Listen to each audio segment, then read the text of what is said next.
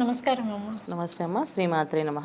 అమ్మ, మనకి చాలా రకరకాలుగా మనకి కళలు అనేవి వస్తూ ఉంటాయి. అంటే స్వప్నాలు అనేవి మనకి రకరకాలుగా వస్తూ ఉంటాయి. కాకపోతే ఏంటంటే చనిపోయిన వ్యక్తులు కూడా కళలోకి వస్తారు. సో అట్లా మనకి చనిపోయిన వ్యక్తులు మన ఫ్యామిలీలో కానీ లేదంటే మన ఫ్రెండ్స్లలో కానీ ఇట్లా మనకి దగ్గర బంధువులలో కానీ ఎవరైనా చనిపోయిన వ్యక్తులు మన కళలోకి వస్తే మంచిదే అంటారా, చెడు అంటారా?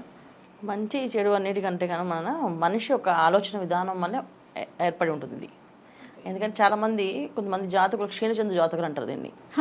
చంద్రుడు వీక్గా ఉండే బలంగా లేకపోతే వాళ్ళ జాతకంలో జాతచక్రంలో అంటే వీళ్ళకి ఎమోషన్ బాగా ఎక్కువగా ఉండి ప్రతి విషయాన్ని బాగా అనాలిసిస్ చేసేసి బాధపడిపోయి అదేదో నాకే జరిగిందని బాధపడుతూ వాళ్ళ గురించి ఎక్కువ ఆలోచిస్తూ దానివల్ల ఏంటంటే చాలామందికి కళలు వస్తుంటాయి. అలా కూడా కొంతమంది కామన్గా ఉన్న ఇళ్ళ ప్రభావం. ఇప్పుడు అన్ని ఇల్లు ఏంటంటే పూర్వం ఒక ఇల్లు అంటే ఏదో ఒక పద్ధతి ప్రకారంగా దాన్ని ఆ స్థలాన్ని పరీక్షించేవాళ్ళు. ఆ స్థలంలో కాస్త నవధాన్యాలు వేసి కాస్త నీళ్ళు జల్లి మొలకలు వస్తున్నాయి లేవా చక్కగా. సో దాంట్లో బాగా అన్ని ఏ మొలకలు వస్తున్నాయి అంటే పెసలు ఎక్కువ వస్తున్నాయా, ధాన్యం ఎక్కువ వస్తుందా, దాన్ని బట్టి ఒక స్థలాన్ని నిర్ణయించేవాళ్ళు. ఈ స్థలంలో వ్యాపారం కలిసి వస్తుంది, అయితే ఈ స్థలానికి ఇళ్ళకి పనికి వస్తుంది, ఈ స్థలానికి ఇది ఇలా పనికి వస్తే ప్రతి ఒక్క నిర్ణయం ఉండేది. అలా కట్టేవాళ్ళు. ఇవాళ మనకి స్థలమే భూమికి తక్కువగా ఉంది. ఎక్కడ దొరికినా ఏదో దొరికితే కొండలు తవ్వేసి కట్టేస్తున్నాం. కొన్ని అయితే శ్మశానాలు తవ్వేసుకొని కట్టేస్తున్నారు. అవును. సో భూమిలో ఉన్న ఎనర్జీస్ ఎప్పుడు నెగిటివ్ ఎనర్జీస్ ఏవైతే ఉన్నాయో అవి ఎన్నాళ్ళైనా ఉంటాయి అంటే. సో ఆ ఎనర్జీస్ ప్లేస్లో ఒక ఫ్లాట్ ఉండి ఆ ఇంట్లో ఒక బెడ్రూమ్లో కనుక ఆ ఎనర్జీ నెగిటివ్ ఎనర్జీ వస్తే పడుకున్నప్పుడల్లా వీళ్ళకి అన్ని ఒక్కటి కూడా గుర్తుండదు. అన్ని ఎంత పిచ్చి కళ్ళు వస్తాయంటే వాళ్ళకే భయం వేసి చెమట పట్టినంత కళ్ళు వస్తుంటాయి లేచి వాళ్ళు. భయంకరమైన కళలు అంత భయంకరంగా వస్తాయి కానీ ఏది చెప్పడానికి గుర్తుండదు వాళ్ళకి. కొంతమంది అంత భయంకరమైన కళలు వస్తే తెల్లారేసరికి మర్చిపోతారు. అదే అది ఆ స్థల ప్రభావం అనమాట. వాళ్ళకి కాదు ప్రభావం, ఆ స్థలంలో జరిగే కొన్ని విషయాల వల్ల నెగిటివ్ ఎనర్జీస్ వల్ల వాళ్ళకి అలా వస్తాయి. ఏది గుర్తుండదు కానీ నైట్ అంతా నిద్రలేనట్టుగా వాళ్ళకి అలసిపోయినట్టుగా అనిపిస్తుంది. ఏదో జరిగింది ఇంకా పిచ్చికల్లో వచ్చే మంచి అయితే రాలేదు అని చెప్పి అనుకుంటుంటారు. అదొక రీజన్. దానికి కూడా ఏంటంటే వాళ్ళ జాతకంలో ఉండే గ్రహస్థితి. ఇప్పుడు రాహు కేతువులు ఎలా ఉన్నారో దాన్ని బట్టి చూస్తే కొంతమందికి బాగా ఎక్కువగా వాళ్ళకి ఇప్పుడు చాలా మంది 10 మంది ఇంట్లో ఉంటే 10 మందికి రావు కళ్ళు, ఒకరికే వస్తాయంట. ఒకరికి బాగా ఎక్కువగా వస్తుంటే వాళ్ళు ఎప్పుడు మాట్లాడుతూ కొంతమంది నిద్రలో మాట్లాడుతూ ఉంటారు. ఏం జరిగింది పొద్దున్న ఏం జరిగిందో ఆ టాపిక్స్ అన్ని నిద్రలో మాట్లాడుతుంటారు. ఇవన్నీ కూడా ఏంటంటే జాతకంలో ఉండే దోషాలు అనమాట. దానివల్ల వాళ్ళకి వచ్చే ఇబ్బందులు. అలాగే అమ్మ, చనిపోయిన వ్యక్తులు మన ఇంట్లో పుడతారు అనేసి అని చెప్తుంటారు చాలామంది. అరే నిజమే కదా అనేసి అని కొంతమంది అనుకుంటారు. సో దానిపైన ఏమంటారు? అది పూర్వజన్మ జాతక అంటే ఇప్పుడు ఏంటంటే చనిపోయిన వాళ్ళు పుడతారు అంటే వాళ్ళ కోరిక బలంగా ఉండి నిజంగా వాళ్ళకి పుట్టే అవకాశం ఉంటాయి. కానీ ప్రారంభ కర్మలు అంటే ఏమంటారంటే మేమైతే అవన్నీ నమ్మోనన్నా. సో జనరల్గా ఏంటంటే ఒక మనిషి చనిపోయిన తర్వాత ఆ సోల్ వెళ్ళిపోతుంది. ఆ సోల్ వెళ్ళినప్పుడు దానికి మళ్ళీ ఏ కర్మలు ఉన్నాయో అవన్నీ తీర్చుకోవడానికి వెళ్ళాలి. అది వీరింట్లో జరగాలనుకుంటే ఆ వీరింటికి వస్తుంది, కాదు వేరే వాళ్ళ ఇంట్లోకి వెళ్ళాలంటే అక్కడికి వెళుతుంది. శరీరంతో చేసేవి కానీ ఆత్మ ఉంటుంది. ఆత్మ కొన్ని కర్మలు ఉంటాయి. ఇప్పుడు మనం గత జన్మ కర్మలు అంటాం కదా, అది మన శరీరంతో చేసినవి కాదు, మన ఆత్మ చేసుకున్నది. అంటే శరీరం చేసిన కర్మలు.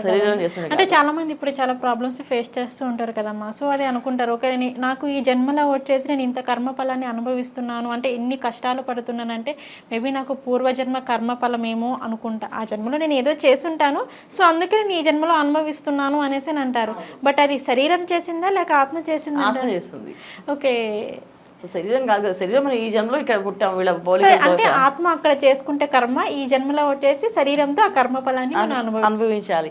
ఎందుకంటే ఆత్మకి ఆ శరీరాన్ని ఇస్తాడు దేవుడు. నువ్వు ఈ కర్మ ప్రవృత్తి చేసుకో అంటే నివృత్తి చేసుకో.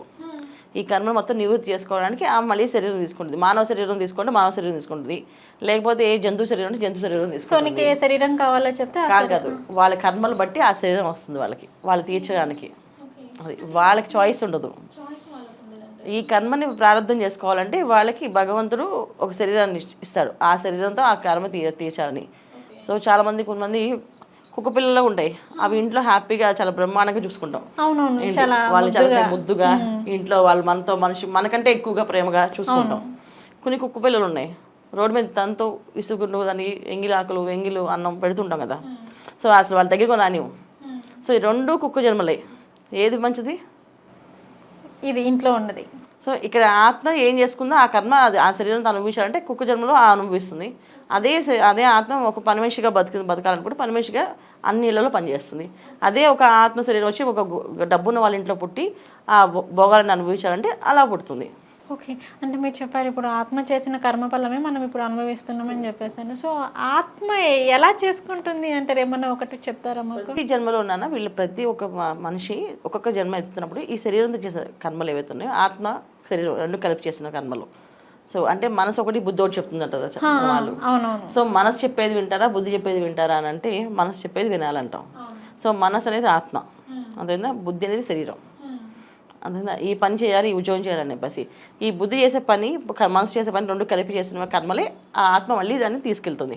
శరీరం వదిలేస్తాం అక్కడ, శరీరం శిథిలం చేసేస్తారు, దాన్ని దహనం చేసేస్తారు, కానీ ఆత్మ ఉండిపోతుందా? సో ఈ ఆత్మ రెండింటికి కలిపింది కనుక ఈమె అనుభవించాలి తప్పదు. ఓకే. సో ఆత్మ తీసుకొచ్చి మళ్ళీ మనకి పూర్వజన్మ కర్మఫలాన్ని అనేది ఇస్తుంది అంటారు. సో ఇలా వచ్చినప్పుడు మనకి చనిపోయిన వాళ్ళు మనకు కనిపించినా వస్తున్నారంటే ఆ ఫ్రీక్వెన్సీ అంటే ఎనర్జీస్ మనం బాగా కోరుకుంటారని. ఇప్పుడు చాలా బాగా ఇష్టం ఒక కొడుకు అంటే బాగా తండ్రికి ప్రేమ ఎక్కువ, కొడుకుతో టైం స్పెండ్ చేయలేపాడు, బాగా వాటితో ఉండాలి ఆ కాలం మనం చెందాడు ఆయన, ఆ సోల్ ఆ కొడుకు దగ్గర ఉండిపోతుంది, చూసుకోవడానికి వస్తూ వెళ్తూ ఉంటుంది. ఆ వెళ్ళి వచ్చేటప్పుడు ఈ అబ్బాయి కూడా తండ్రి మీద నిజంగా ప్రేమ ఉండి ఈ సోల్గా ఆ తండ్రిని కోరుకుంది అనుకో కనిపిస్తారు వీళ్ళకి. ఓకే. అట్లా మనకి కనిపిస్తూ ఉంటారు, కనిపిస్తుంది అంటే తెలుస్తుంది నాకేదో నాకు కనిపించారు, నాకు ఇలా అనిపించింది, మాట అనిపించింది అని చెప్పేసి. కానీ నిజంగా మన కళ్ళకి ఆ శక్తి లేదు, ఆత్మను చూసే శక్తి ఇంకా రాలేదు మన కళ్ళకి. అలా వస్తే అసలు ఎవరు బతకలేము. అంటే ఆ రూపం మనకి కనిపిస్తుంది కదా. ఓకే. ఇట్లా అది రూపం మనం అనుకుంది అంటే మనం ఆల్రెడీ 10 సార్లు ఒక మనిషిని అలా చూసి అలవాటు అయిపోయి తర్వాత మన మనసు ఏదైతే ఎమోషన్ చెప్పాను కదా మీకు క్షీణచంద్ర జాతకులని, వాళ్ళు ప్రతిదీ ఎమోషన్ కనెక్ట్ అయిపోతారు. నాకు ఇక్కడ మనిషి కనిపిస్తారంటే వాళ్ళకి అనుకున్న రూపం కనిపిస్తుంది వాళ్ళకి, అది వాళ్ళ ఫీలింగ్ అనమాట, అది వాళ్ళ మనసులో ఉన్న ఫీలింగ్ అండి, నిజంగా వాళ్ళకి కనిపిస్తుంది. ఓకే. ఆత్మలు అంటే మనకు నిజంగా కనిపించలేక, కాకపోతే ఏంటంటే చనిపోయిన వ్యక్తి యొక్క రూపం, అరే మా నాన్నమ్మ మా తాతయ్య మా డాడీ మా మమ్మీ, సో వీళ్ళు చనిపోయారు నాకు ఇట్లా కనిపిస్తున్నారు, మేబీ ఏమైనా మళ్ళీ వాళ్ళు నా దగ్గరికి వచ్చే ఛాన్సెస్ ఏమైనా ఉన్నాయేమో అని చెప్పేసి అనుకుంటారు కదా. అలా కాదు, వాళ్ళకి ఏదైనా కోరిక ఉండొచ్చు, చనిపోయిన వాళ్ళకి ఏదైనా కోరిక ఉండొచ్చు, వీళ్ళ దగ్గర చేయాల్సిన కోరిక. అంటే కొంతమందికి వివాహం అవ్వకుండా ఉండడం వల్ల వాళ్ళ పెళ్లి చూసి వెళ్ళాలని కొంతమంది. ఇప్పుడు మనకి ఈ మామూలు చనిపోయిన తర్వాత తద్దినం అని చెప్పి చేస్తానన్న ఆబ్దికం అని చెప్తా ఉంటుందని. సో ఆబ్దికం చేసినప్పుడు కాకి పిండం అని ఉంటుంది, సో అది పెడతారు, వచ్చి కాకి తిందంటే అది వాళ్ళు తృప్తిగా చెందినట్టు, కాకి రాలేదంటే అసంతృప్తి. కానీ వాళ్ళ రోజు మనకి కాకులు లేవు కదా పెద్దగా, చాలా మంది మన సిటీలో వాళ్ళకి కాకులు దొరకట్లేదు, వాళ్ళు ఎక్కడో మనం మారుమూల ప్రాంతాల్లోకి వెళ్ళాలి లేకపోతే ఏ విలేజ్లోకి వెళ్తే కాకులు దొరుకుతాయి. సో అలా తిన్నాయి అనుకోండి, సో వాళ్ళ కోరిక లేనట్టు, తినలేదంటే కోరుకున్నట్టు, ఇలా గుర్తించేవాళ్ళు. సో అప్పుడు వాళ్ళ కోరిక ఏముండో అక్కడ ప్రతి సంవత్సరం వాళ్ళు ఆబ్దికం చేసినప్పుడల్లా వాళ్ళు చెప్పేవాళ్ళు ఈ సంవత్సరం మేము వివాహం చేసేస్తాము, నీకు ఓకేనా, నీకు హ్యాపీ అయినా అని చెప్పేసి. వచ్చి కాకిందంటే ఓకే ఈయనకి అదే కోరిక అని చెప్పేసి అలా ప్రతి సంవత్సరం వాళ్ళు ఒక్కొక్క కోరిక అడుగుతూ చేసేవాళ్ళు అన్నమాట, కనిపిస్తున్నారండి. సో ఇలా పాటించేవాళ్ళు. ఇవాళ రోజున ఆబ్దికాలు పెట్టడం కూడా చేయట్లేదు, అందరూ ఏదో సత్రంలో వాటిలో పెట్టేస్తున్నారు కదా, అందువల్ల వాళ్ళకి అసలు అవకాశమే లేదు, అందువల్ల వీళ్ళు కనిపిస్తుండొచ్చు అంతే. అంటే వాళ్ళ భ్రమ ఎక్కువగా అనుకోవాలి, వాళ్ళని ఎక్కువగా తలుచుకుంటున్నారు, లేదంటే మిస్ అయిపోతున్నట్లే, లేకపోతే మనసుకి కొంచెం వాళ్ళ దగ్గర ఉన్నప్పుడు మేము హ్యాపీగా వాళ్ళతో స్పెండ్ చేయలేకపోయినా బాధ ఉంటున్నా ఆ బాధ కూడా వీళ్ళకి ఒక రకంగా ఇబ్బంది పడుతుంటుంది. ఓకే. ఓకే అమ్మ, ఇప్పుడు కళల గురించి వచ్చింది కాబట్టి ఇక్కడ ఇంకొక ప్రశ్న నాకు మిగిలిపోయింది. చాలామంది కళలో కూడా పాములు కనిపిస్తాయి, కొంతమందికి నార్మల్గా పాములు కనిపిస్తాయి, కొంతమందికి ఏంటంటే మనకి దేవతా సర్పాలు అంటే శ్వేతనాగులు అనేసి చెప్తుంటాం. సో కొంతమందికి నార్మల్గా పాములు కనిపిస్తాయి, కొంతమందికి ఏంటంటే దేవతా సర్పాలు కనిపిస్తాయి, కొంతమందికి ఏంటంటే కలయికతో ఉన్న పాములు కూడా కనిపిస్తూ ఉంటాయి. అంటే సాధారణంగా చెప్పేది ఏంటంటే సనాతన ధర్మంలో మనకు వచ్చేసి కలయికతో ఉన్న పాముల్ని చూడరాదు అనేసి అని కూడా అంటారు. సో ఇట్లా రకరకాలుగా మనకి కనిపిస్తూ ఉంటాయి కదమ్మా, సో ఇట్లా కనిపిస్తే మంచిదే అంటారా? అసలు పాము అనేది కనబడకూడదు, కళ్ళు కనబడకూడదు. పాము అనేది నెగిటివ్, మన చేసిన కర్మలకి ఫలితము అనుభవించాలని చెప్పి అది చూపిస్తుంది నిర్ణయం. అసలు ఎలాగా కనిపించకూడదు, కాకపోతే దాన్ని భయపడతామని చెప్పి మన వాళ్ళు పలగెత్తి కనిపిస్తే నువ్వు కోటేశ్వరుడు అవుతావని, వెళ్ళిపోతు కనిపిస్తే శనిపీడ తొలుగుతుందని అండి. తర్వాత మధ్యలో అంటే పాము ఆ చివర కాకుండా మధ్యలో కొంచెం పాములా కనిపించినట్టు అనిపిస్తే ఏదో కష్టాలు ఇంకా నీకు దూరం అవుతున్నాయి అనేసి, కాటేషన్ కనిపిస్తే ప్రాణం మీద అపకారం అని, ఇలా. కానీ పాము అనేది నెగిటివ్ ఎనర్జీ, అంటే మనం ఒక నెగిటివ్ ఎనర్జీ జోన్లోకి వెళ్తున్నాం అని అర్థం. మనం ఏదో చేసే పనులు రొటీన్గా చేసే దానిలో ఏదో వ్యతిరేకంగా చేస్తున్నాం అని అర్థం. సో వ్యతిరేకంగా ఎప్పుడైతే చేద్దాం అనుకుంటున్నామో చేస్తున్నామో ఆటోమేటిక్గా వ్యతిరేక సంభవం ఇలా కనిపిస్తుంది. ఓకే, కొన్ని జాతకులకి అది మీరు చెప్పారు కదమ్మా కొన్ని జాతకులకి, అందరికీ కాదు. అందరికీ కాదు. ఓకే, కానీ మీరు చెప్పారు కదా ఇప్పుడు పాము కనిపిస్తే అది మనకి నెగిటివ్ తప్పించి పాజిటివ్ కాదు అని చెప్పేసి అని. అంటే నేను చెప్పాను ఇందాక మీకు దేవతా సర్పాలు అనేవి ఉంటాయి, శ్వేతనాగులు అని చెప్పేసి అని. కొంతమందికి శ్వేతనాగు పాములు కనిపిస్తాయి. సో అవి కనిపించడం మంచిదే అంటే ఏది కనిపించకూడదు అన్న. అంటే అవి దేవతా సర్పాలు కదా. ఇప్పుడు దేవతా సర్పమే సడన్గా పాము వచ్చింది దగ్గరికి, నువ్వు భయపడతావా దాన్ని పెట్టుకుంటావా? భయపడతాం కదా. సో అప్పుడు ఏంటది మనకి భయం అనేది ఎప్పుడైతే కలిగిందో అది నెగిటివ్, ఎప్పుడైతే సంతోషంగా ఉన్నావో అది పాజిటివ్. ఓకే, సంతోషంగా ఉన్నావు అంటే అది మంచి శక్తితో ఉన్నామన్న అర్థం. సో ఎవరైనా సరే పాముని చూడగానే భయపడతాం ఫస్ట్ ఆఫ్ ఆల్. సో భయపడ్డం అంటే అది మనకి నెగిటివ్ వస్తుందని అర్థం. అందుకని దేవతా సర్పాలు కదా ఏ సర్పమైనా చూడలేము. ఓకే సార్, మన కళలోకి వస్తేనే మనకి నెగిటివ్ వస్తుంది అని నెగిటివ్లో వెళ్తున్నాం అని అర్థం. అంటే మనం ఏదో చేయడానికి పనులు చేయకూడని పనులు చేస్తున్నాం అని అర్థం. సో అవి సరి చేసుకోవాలి. అది కొన్ని జాతకులకి, అంటే కొంతమంది జాతకాలు వాళ్ళు కొన్ని మనం ఈసారి రాసిన లక్షణాలు చెప్తాను మీకు. కొన్ని జాతకులు ఏంటంటే వాళ్ళు ఈ జన్మ మొత్తం నివృత్తి చేసుకోవడానికి వస్తారు వాళ్ళు. అంటే ఏదైతే ప్రారంభ కర్మలు ఉన్నాయో అవన్నీ కంప్లీట్ చేసుకొని ఇంక ఈ జన్మతో సాధకం వాళ్ళు, లాస్ట్ జన్మ అనమాట. అలాంటి వాళ్ళు ఒకవేళ తప్పుడు దారిలోకి వెళ్తే వాళ్ళకి కనిపిస్తాయి దేవతా సర్పాలు. వాళ్ళు వచ్చి చెప్తాయి, అంటే నువ్వు చేసే కర్మ మళ్ళీ మొదలు పెడుతున్నావు, దీన్ని నివృత్తి చేయడానికి వెళ్తున్నావు, నువ్వు మళ్ళీ మొదలు పెడుతున్నావు అని చెప్పి అవి చెప్తాయి. అంటే నెగిటివ్ అవి కొన్నా, పాజిటివ్ కాదు. సో వాళ్ళు ఏదైనా తప్పుదారిలోకి వెళ్దాం అనుకున్నా, ఏదో కొత్తగా వ్యాపారం చేద్దాం, ఆ వ్యాపారంలో ఇంత లాస్ ఇంత లాభం అన్ని వేసుకుని వాటికి ఖచ్చితంగా వాళ్ళు కనిపిస్తారు. అది అంటే కళలో పాము కనిపించకూడదు అనేసి అయితే మాకు చెప్పారు. ఎందుకంటే అది కనిపించడం వల్ల మనకు నెగిటివ్ ఎనర్జీ వస్తుంది అనేసి అని. కానీ చాలామంది కళలో కూడా లక్ష్మీదేవి అమ్మవారు కనిపిస్తే మనకి ఇంట్లోకి లక్ష్మీదేవి వస్తుంది, సిరులు కురిపిస్తుంది అనేసి అని అంటారు. సో అది కూడా ఎంతవరకు వాస్తవం అంటారు? అదే చెప్పిన ఇందాక చెప్పండి, ఎమోషన్ పర్సన్స్ వాళ్ళు. అంటే ఖచ్చితంగా రోజు ఎమోషన్ అమ్మవారు అసలు ఎలా ఉంటుందని రూపం అనేది మనం ఊహించిన రూపమే తప్ప. సో మనం అసలు కాస్మిక్ ఎనర్జీ అంటే మనం ఆకాశ రూపంలో ఆవిడ ఎక్కడున్న ఎలా ఉంటుందనేది ఏం లేదు. వర్ణాల్లో, పుస్తకాల్లో, పురాణాల్లో ఆవిడ ఇలాగా లక్ష్మీదేవి ఇలా రూపంలో ఉంటుంది, ఈ రూపంలో ఉంటుంది, తామర పువ్వులో ఉంటుంది.